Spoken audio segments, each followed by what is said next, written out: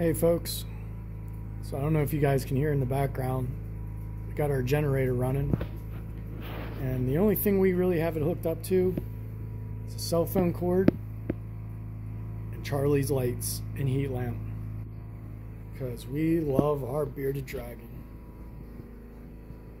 Yeah, we had a big windstorm up here in central Pennsylvania. Everybody's, well, not everybody, but a lot of people are still without power.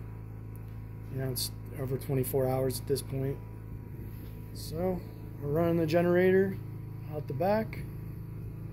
Got the kerosene heater running to keep it warm in here. And yeah, gotta do what you gotta do.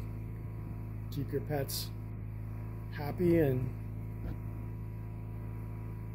living well. So here we are. Happy Palm Sunday, everybody, and we'll talk to you later. Keep you updated.